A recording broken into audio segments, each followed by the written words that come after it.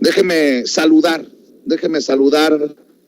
al maestro Ricardo Sevilla, escritor, periodista, coordinador de opinión y de investigaciones especiales en Regeneración MX y obviamente miembro de esta familia sin censura. Querido Ricardo, ¿cómo te va? Muy buenos días todavía. Buenos días todavía, querido Vicente, me va muy bien, muchas gracias. Pues, fíjate que inicio con una frase del pensador, activista político y emblemático líder Martin Luther King. Luther King decía que un hombre no mide su altura en los momentos de confort, sino en los momentos de cambio y controversia. Aquí en México ya no existe eso, se acabó. La oposición, los periodistas neoliberales, los reporteros corporativos se niegan a debatir y llama muchísimo la atención porque el argumento, mejor dicho, su descalificación es que los periodistas de investigación que no trabajan en los grandes corporativos, por añadidura, sirven a López Obrador, sirven a la Cuarta Transformación, sirven a Morena y quién sabe qué otros enjuagues en su delirante interpretación crean. Ellos dicen que los periodistas que estamos de este lado, transmitiendo en los canales alternativos, somos una feligresía. Así nos dicen, son la feligresía de la 4T, son la parroquia de fieles de López Obrador, son su congregación, etcétera. Epítetos oprobiosos y nada más. Nosotros señalamos mediante pruebas, mediante documentación. Y esto tiene que ver con la cerrazón de lo que ellos acusan. Dicen que somos una parroquia, una congregación, fieles. Sin embargo, ellos se niegan a debatir, querido Vicente. Plantean una idea, la acompañan de un desafío y además lo hacen de manera beligerante y después se niegan a debatir. Estoy pensando concretamente en el silencio oprobioso de Ricardo Rafael al no aceptar la invitación al debate que le planteé yo, que le planteaste tú y que todos prácticamente, incluso sus propios seguidores en su cuenta de Twitter, lo alentaron. Vamos, éntrale, un encuentro, pero no lo quiso hacer. No lo íbamos a denostar, pero no se aventó al ruedo. ¿Por qué? Porque tienen una cola larguísima que les pisa. Y esto tiene que ver no solamente con este personaje, sino con otros. Fíjate que yo entiendo que aquí hay un colaborador que se llama Julio Cerroa, entiendo. Confieso que yo no lo conocía y lo vi justamente cuando tú anunciaste que ibas a debatir con Marco Levario, el director de Etcétera, el aplaudidor de Enrique Krause. Ahí yo me enteré de la existencia de este personaje. Eso es ignorancia mía, porque, bueno, yo no puedo conocer a toda la gente, ni me interesa tampoco. Pero ahí vi su despliegue inaudito de ignorancia. Un despliegue inaudito porque como moderador quedó a deber. Como personaje que incursiona o intenta incursionar en las ideas, pues bueno, fue trompicante. No sabía, por ejemplo, y se lo dije ayer, porque me hizo un señalamiento ahí. Y lo digo esto, no como una vendetta personal, pero sí como derecho de réplica. Dice que yo ya me perdí.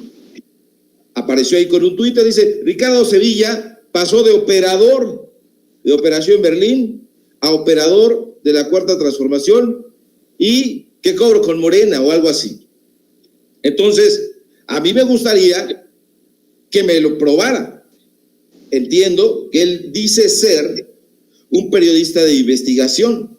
Entonces, a mí me parece muy irresponsable que un personaje que dice ser un periodista de investigación acuse este tipo de cosas, porque entonces ponen en entredicho que realmente lo sea.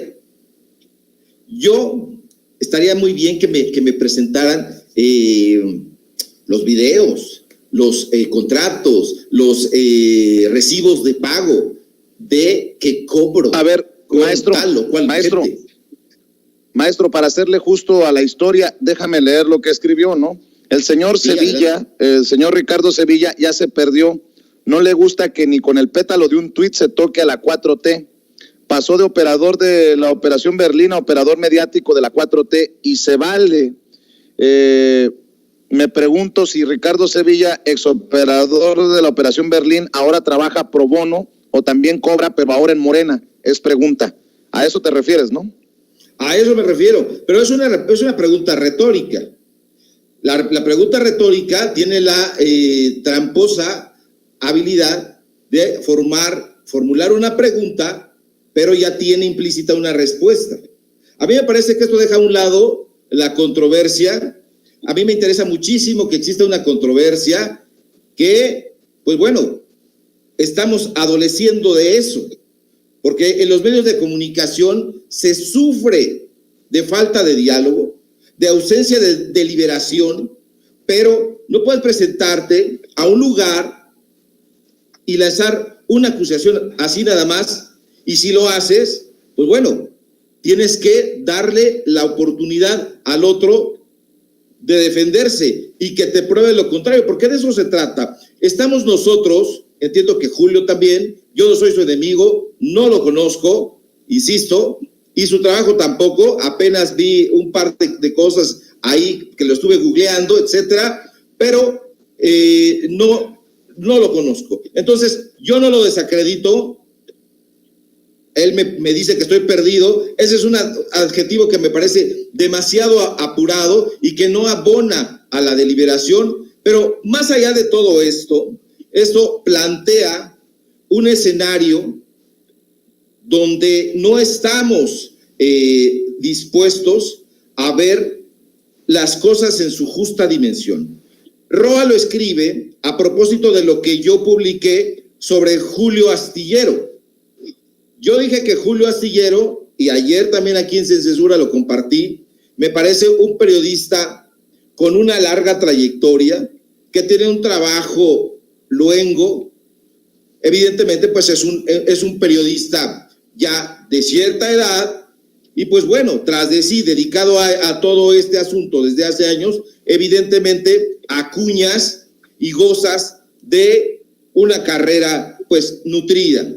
Pero más allá de eso, que lo reconocí aquí en Sin Censura y lo publiqué en Twitter, también di voz, como debe hacer un periodista, a la contraparte, a Vilchis, y dije que la había adjetivado de una manera pues que me pareció impropia.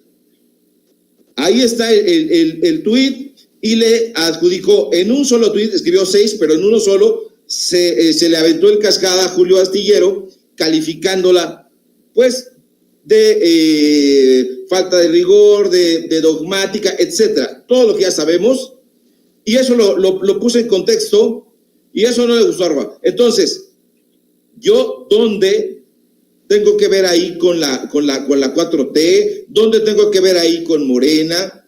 Me pareció es un dislate, como de esos discos rayados que de pronto vemos en las películas cómicas, que tú estás en un tema y de pronto alguien sale con una grasejada que no tiene absolutamente nada que ver. Y esto es porque creemos que toda la prensa y todos los personajes estamos ideologizados. Y eso no es así. Aquí, lamentablemente, estamos acostumbrados a que nos presenten las cosas en blanco y negro. Y hay toda una paleta de colores que tú tienes que recorrer para poder llegar de un lugar a otro. Entonces, no estamos dispuestos a controvertir sobre ello y descalificamos a las primeras de cambio y dicen, bueno, es que si critica a Julio Astillero, entonces es un hincha de la 4T. ¿Y eso qué tiene que ver? Yo puse a Astillero en sus justas dimensiones, me parece, o mejor aún, desde mi punto de vista, que se puede controvertir, pero jamás dije que yo poseía la verdad sobre todo esto. Ahora, hay que entrar a profundidad sobre el concepto de debate, porque el debate intelectual es muy diferente a un duelo, un duelo no necesariamente dialéctico, que en realidad tendría que reducirse a una cuestión de resultados argumentativos. Si tú presentas ante la gente una postura, la tienes que defender, sí, con vehemencia, pero la vehemencia no importa, y es lo que ayer decíamos sobre Vilchis. ¿Qué le están condenando? Que esté nerviosa, que palidezca, que no hable de corridito. Eso no tiene nada que ver con sus planteamientos. Si los otros son circenses de la palabra, equilibristas verbales y todo eso, es artilugio retórico. En realidad, el debate intelectual tiene que ver con una confrontación con las ideas, no con las personas. No es una camorra, no es una pelea callejera. Y en la tradición intelectual mexicana hay una larga experiencia de duelos, que no de debate. Hay que recordar, por ejemplo, los duelos intelectuales entre Octavio Paz y Carlos Monsiváis. ¿Qué decía uno? Octavio Paz decía de Carlos Monsiváis: Carlos Monsiváis no tiene ideas, tiene ocurrencias. ¿Lo probó? No, era un artilugio verbal. ¿Qué respondió Carlos Monsiváis? Octavio Paz no tiene ideas, tiene recetas. Pero se convirtió en un intercambio de recursos retóricos, de metáforas, de imágenes, de metonimias y todo eso que ellos hacían muy bien, porque eran literatos muy bien sobrados. Hay que recordar los debates entre Ignacio Manuel Altamirano y Manuel Paino. Para la gente boba como esta gente que se dice intelectual, que ponen en un solo saco a la tradición liberal decimonónica, que dice que eran amiguitos, y Guillermo Prieto y Zarco e Ignacio Ramírez andaban prácticamente de la mano en todos los foros, es una mentira. Ignacio Manuel Altamirano, que fue diputado, que fue congresista liberal, pidió que mataran a Paino en la tribuna, y ahí está en las obras completas de Ignacio Manuel Altamirano, donde pide la cabeza. Entonces, este tipo de confrontamientos son duelos, y no hay que tomar eso como un ejemplo para que nosotros podamos controvertir, para que podamos incluso dialogar, porque el debate es muy importante para la sociedad mexicana. Es una forma en la que podemos nosotros comunicarnos y combatir todo esto que estamos acusando aquí en Sin Censura, en varios medios, en Regeneración, sobre el gran problema que significa que en estos foros de Televisa, de Televisión Azteca, haya una unanimidad de puntos de vista. Tenemos que abrir espacio al debate responsable, y no lanzar acusaciones a vuela pluma, o peor aún, como dice la frase hecha, arrojar la piedra y esconder la mano. Ayer Fernando García Ramírez, subdirector de facto de Letras Libres, porque no aparece el directorio, pero es el subdirector de Letras Libres, salió a acusar. Ayer en Sin Censura presentábamos toda esta historia sobre la vigilancia que tenía en Operación Berlín el equipo de Krause sobre López Obrador. 3 años tenía que Fernando García Ramírez había sido señalado, presentado con pruebas toda su participación, y había hecho mutis. Pero ayer salió, ¿y con qué crees, querido Vicente? Con una serie de diatribas. Me llamó descerebrado, dijo que no hicieran caso a lo que decía. Yo le estaba ofreciendo sus correos electrónicos, donde él en Regeneración está el reportaje con todos los elementos y no lo debatió, le valió gorro. Entonces apeló a la caricaturización, al descreto, y dijo, no le hagan caso a este descerebrado.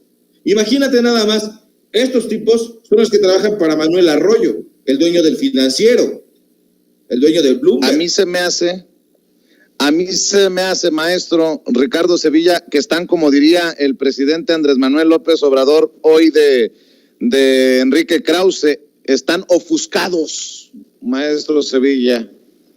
Están completamente ofuscados, sí, y están mellados, están marchitos ya. ¿Por qué? Más allá de la longevidad física que tienen, ya tienen también una longevidad intelectual, tratando de conducir los destinos artísticos, intelectuales, periodísticos, informativos en México. Y los niños, como dice la frase también, ya crecieron. Los niños, las niñas ya crecieron y se hicieron respondones.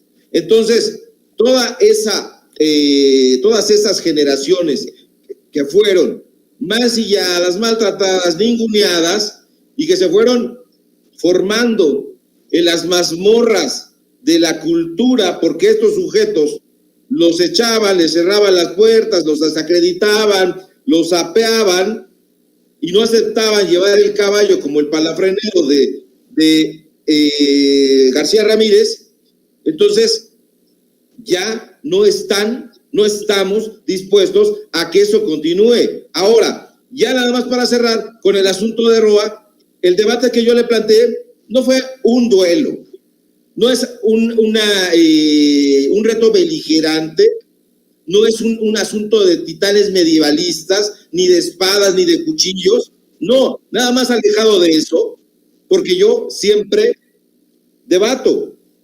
Tengo una gran pasión por el debate, porque decía el poeta francés Paul Valéry que la pasión por la destrucción incluso es una pasión creadora. Y es que si tú no destruyes las viejas construcciones ya viejas, supongamos te venden un terreno y ahí hay un armatoste inservible, pues lo tienes que derrumbar.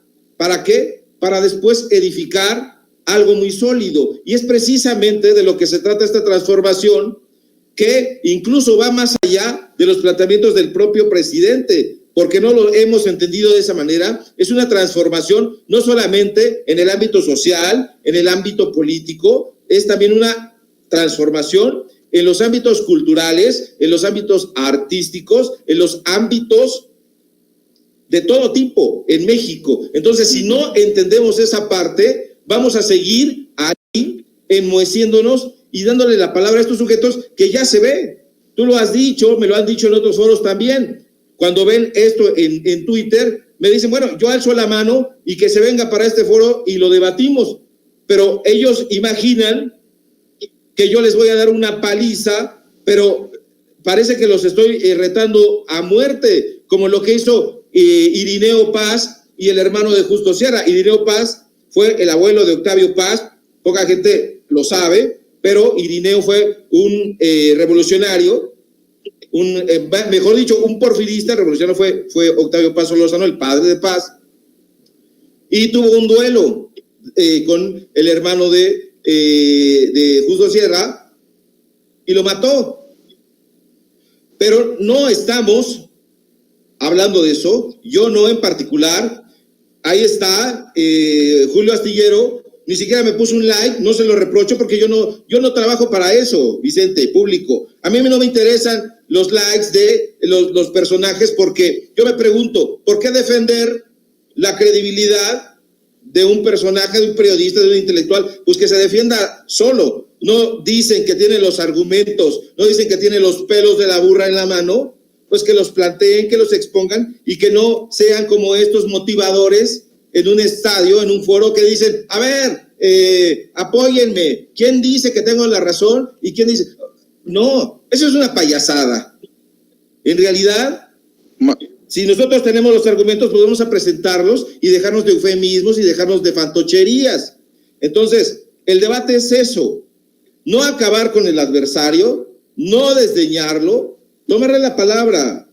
Y si nosotros tenemos los argumentos, pues entonces no va a haber ningún problema y no vamos a salir ni siquiera enemigos. Es como una pelea en artes marciales. La gente que combate en un encuentro de taekwondo, por ejemplo, o del arte marcial que quieras, pues pelea, termina la pelea, bueno, antes y después se dan la mano, incluso terminan el encuentro con un abrazo, pero aquí no. Entonces, estos intelectuales de la élite, estos intelectuales voceros del corporativismo, se entiende que no quieran debatir, pero imitar esas prácticas, Julio Astillero, Julio Roa, los Julios, o sea, por favor, se entiende que Ricardo Rafael no quiere prestar argumentos, pero ustedes, por favor, suena a una afrenta terrible. Entonces, yo debato cuando sea propicio, cuando sea necesario, porque tampoco voy ofreciendo puerta a puerta al canvaseo madriles intelectuales. Aquí lo dejo, querido Vicente. Maestro, antes de que te vayas, hablando de madrizas intelectuales, dame tu opinión acerca de esto que dijo el presidente Andrés Manuel López Obrador de Enrique Krause. Grábeme, don David. El presidente Andrés Manuel López Obrador creo que dio cátedra para una figura tan desgastada como Enrique Krause. Lo exhibe en toda su contradicción. Una dictadura plebiscitaria es imposible, porque el plebiscito es parte fundamental de la democracia. Mole, doña María, así lo dijo el presidente Andrés Manuel López Obrador sobre las declaraciones que aquí le presentamos hace un par de días de Enrique Krause sobre el hoy presidente. Estaba leyendo a Krause, pero más que nada su mensaje de Twitter, haciéndome una crítica, entre otras, ¿no? Dice, dictadura plebiscitaria.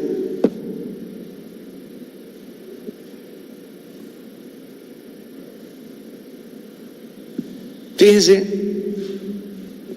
lo absurdo. ¿Cómo va a haber una dictadura plebiscitaria? Pues es un contrasentido. La dictadura no puede ser plebiscitaria, porque el plebiscito tiene que ver con la democracia. El problema de Krause es que no sabe de política, no sabe de ciencia política. Y además, si está ofuscado, pues más se confunde. Fue a España a recibir un premio del Rey. Así lo dijo el presidente Andrés Manuel López Obrador sobre Enrique Krause. Está ofuscado, no sabe de política. Enrique Krause, tengo entendido por Quique Legorreta, que me acaba de alertar, que escribió un tuit y lo borró, en el que se queja de el presidente Andrés Manuel López Obrador por un supuesto reclamo del presidente por no haber hecho llamados a participar en la consulta del 1 de agosto. Ricardo Sevilla, tu reflexión sobre los dichos del presidente para cerrar. Bueno, rápidamente le va a ir como en feria ahí a su community manager, porque ya sabemos que Krause no sabe encender la computadora y menos entrar a Twitter. Entonces le va a ir como en feria, porque seguramente el ingeniero nacionalizado español dictó una cosa, el community manager lo subió a su Twitter, lo vio, lo revisó el ingeniero y se encabronó. Entonces le va a ir como en feria, y ante este tipo de irresponsabilidades que dice el presidente y dice bien, dan ganas de darle unas calificaciones de grueso calibre, porque es precisamente de lo que estamos hablando. Sí, no sabe de historia, no sabe de ciencia política, no sabe ni siquiera lo que es la diferencia entre una biografía y una novela. No escribe, no es un escritor para pronto. Entonces, hay que tener en cuenta que estos personajes ya están encallados ahí, querido Vicente. Ya son gente asilvestrada y lo único que hacen para tratar de reconquistar lo que alguna vez tuvieron, pues es tratar de salir a la arena pública y con mazos y con cuchillos y con lanzas, y digo silvestres por algo, porque eso es lo que hacen, desacreditar, denostar, pero como lo hacen con mucha gravedad desde los medios monopólicos de comunicación, entonces la gente ve un set muy bonito y a mí me ve con una pared aquí atrás blanca y me ve oscuro porque no tengo una buena luz, entonces dice, es pobre, está jodido, está aprieto, no hay que hacerle caso. Eso es muy importante porque es algo que está en el ideario del mexicano y que estos personajes canallas lo inocularon en el imaginario mexicano. Te envío un fuerte abrazo, querido Vicente, nos vemos mañana y los invito a seguirme en mi cuenta de Twitter, @SevillaCrítico, en mi Facebook, Ricardo Sevilla, así nada más, y desde luego, en lo que publicamos hoy en Regeneración, va una investigación especial en un ratito sobre Germán Martínez, el senador morenista de Operación Berlín. Mañana lo comentamos, querido Vicente. Fuerte abrazo, público. Claro que sí, gracias, Ricardo. Estamos al pendiente de lo que publiquen sobre Germán Martínez, el que fuera director del Instituto Mexicano del Seguro Social, el que fuera uno de los hombres más cercanos de Felipe Calderón y que se cambió de camiseta y terminó en las filas de Morena, aunque muchos seguimos cuestionando sus comentarios y decisiones en ocasiones desafortunados. Bueno, Enrique Krause, y grábeme, don David, Enrique Krause se queja, llora porque el presidente Andrés Manuel López Obrador le reclama su